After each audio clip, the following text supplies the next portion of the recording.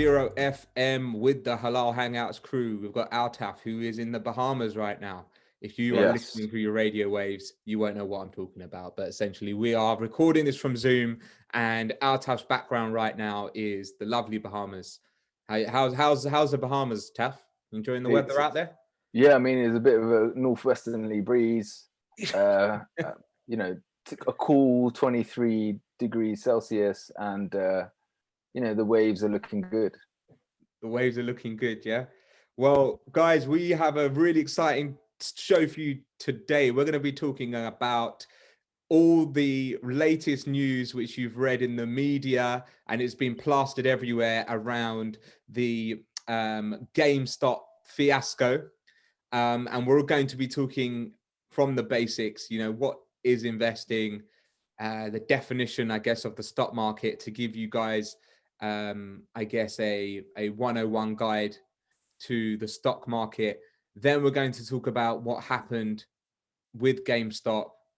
And then we want to talk about halal investments, halal investing, and give you our own opinions. We're very, very, we're novices ourselves. We dabble in a bit of investing here and there. We've got a bit of crypto between us, but, we're very much beginners ourselves. So we could talk about some of the learnings we've experienced on the way. So without further ado, let's get kicked off. I mean, the first thing, I guess, Taff, is, people, I guess, get quite confused with how the stock market works in general. And, actually a stock is quite a simple thing. It's actually also known as equity. People know this as equity, and they know it as a stock, they know it as a share. It's just what we know as a financial instrument. So it means that you have ownership, right, within a company, and you have like a proportionate ownership within that company. So for example, if I have one share of Apple, I have one share ownership of Apple as a company. So that's it. I mean, it's fairly straightforward. And the more shares you own, the more ownership you have of that company. And this is kind of what we refer to as common stock. Now, what's happened recently is that we've had a lot more, I guess you can refer to them as retail investors, outside of Wall Street, outside of the large hedge funds. You and I, essentially, the mum and dad investor, right? The ones who sit at home. We download the Robinhood app, we download the Trading 212 app, and we make trades through our phone or through our laptops. We're referred to, I guess, as a retail investor. And there has just been a extrapolation in the number of retail investors over the years. And because of the accessibility to the stock market, these fintech companies have allowed us to access the stock market really quickly and literally buy a stocks at a proportion. So not even a full stock, you can buy 25% of a stock, if you're interested in, because at Amazon, obviously, stocks are really expensive. So if I want an Amazon stock, I can buy a proportion of the Amazon stock and become an owner within the company, and hopefully with the vision to make money off the stock market. So it's kind of like we've got into this funny place where we've got millions of retail investors, and we've got obviously the institutions who are experts, I guess, in professional investing, and then you've got the non-professionals like us. And there was this massive fiasco recently around GameStop. GameStop, who are a American company, they're just a video games retailer. So they do consumer electronics, they do video games and merchandise, etc. And they're based in the United States. They've got like a footprint across the United States. And to be fair, they haven't really been doing very well as a business. They've been shutting lots of stores. They're kind of going the way of a Toys R Us, and as a result, there were really large hedge funds and you can correct me if I'm, keep me honest on this, but there's these huge hedge funds that have essentially bet against GameStop. So they've what you've called shorted GameStop shares. Now, shorting, just for a quick explanation of what short selling is, it's if I want to, traditionally what you do is, as I explained up front, is you buy a share of GameStop. Okay, let's say you buy a share of GameStop at $10. You're hoping that the value of that share will increase in value. So let's say it increases to $12. You've now made $2 profit on your initial investment. With short selling, what you're actually doing is hedging your bet that it will go the opposite direction. So you're hoping that that $10 share will reduce to $8. And the way that that person or that institution makes money is they actually borrow the shares at $10. They then sell the share at $10 to person X. They then buy back that share when it reduces in price to $8 from person X and give it back to the broker or the lender of the share, and they've made a $2 profit. So in this instance, you've lost, the share value's reduced, but you've hedged your bet through short selling position and you've made $2. Now imagine doing that at scale. That's what these hedge funds have been doing in Wall Street against GameStop. Now, all these retail investors, it actually started within a subreddit account called Wall Street Bets. And there's all these, you and I, the mum and dad investors, these amateur investors who literally, they call it a YOLO investment. They rallied together. They had 4 million members who rallied together and started buying GameStop shares. And the reason they did that, their strategy was to increase the price exponentially, really quickly, so that the billion-dollar hedge funds, Melvin Capital, for example, the money that they borrowed through short selling, they lost that position, and now they're in, they call it short squeezing. Now they're in huge billion-dollar losses.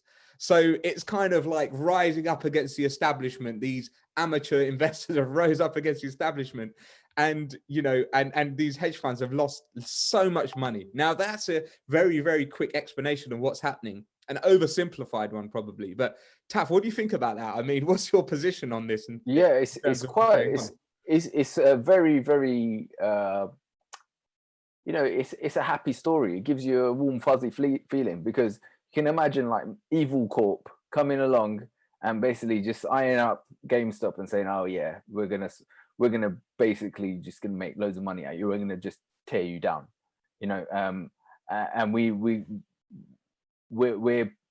bigger than you, we're stronger than you, and we're just gonna step on your neck.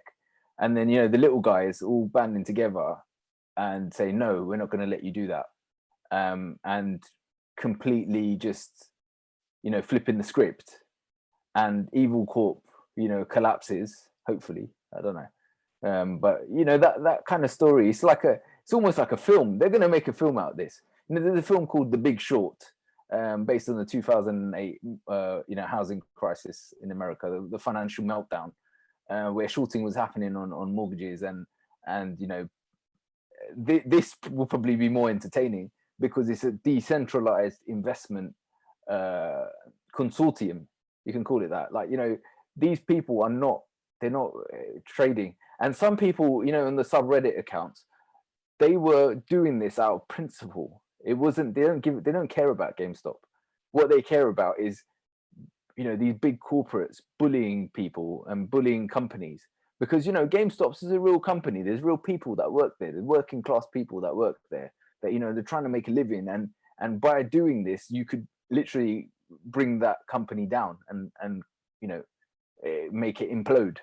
So very sort of encouraging, buoying story to hear that GameStop, even people that, you know, like I know, they're talking about GameStop. They're talking about, all right, I'm going to buy some shares because they think they can make some money, not because they're trying to, like, you know, put, you know, give the man the salute.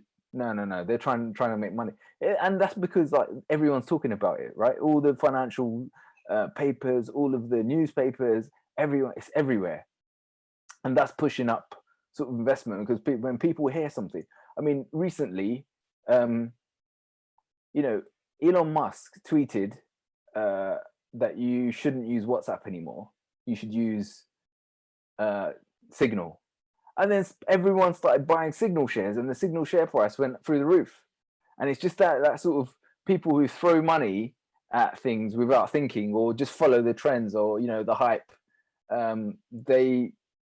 That can have a real impact, and that comes back to the markets, as Shaz was talking about earlier. It is a market. It's something that you can trade in and obviously make money and lose money. People have lost a huge amount of money in trading, and you will lose money. There's never going to be a time where, like, you are, every single trade you make is in profit. It's not going to happen, and you just have to accept that if you're going to get involved. So yeah, that was a really interesting story. GameStop, it kind of it proves that there's a lot of people out there that can make a difference, and also, you know, the rise of the mum and dad investors. You know, that's definitely it's true. a positive thing. I mean, one thing that is causing massive controversy with the GameStop fiasco is that we have, of course, the brokerages that are involved in this, and the fintech companies have now, they actually ceased trading. So they halted trading on GameStop shares for I think 5-6 times on Monday and Tuesday. They basically stopped allowing you to buy shares in GameStop. Now, what really annoys me about this is that it's supposed to be a free market. Why is it okay that the hedge funds are allowed to essentially short sell and cause, you know, companies to collapse, right?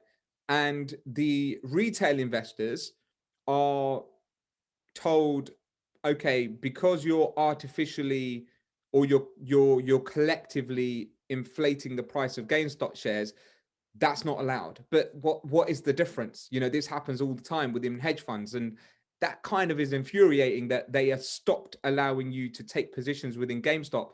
Where's the double standards here? Well, there is double standards here. That's what I'm trying to say. So that was really annoying. I mean, I don't know what you think about that. Well, I think you know, do what I say, not what I do. You know, it's like it's such a typical thing for markets, and one of the problems is that markets are regulated, stock markets anyway. So, you know, there's trading times, the markets are open and close, there's certain things you can do, can't do, and certain apps, for example, trading 212, will if the risk level or volatility is getting a bit too much, they kind of mother you a bit and say, no, actually, you know, we're gonna not let you trade. So a lot of it is to kind of protect people. But then when people are making conscious decisions like this, it's a bit of an inhibitor. So, and like you say, it's a double standard, right?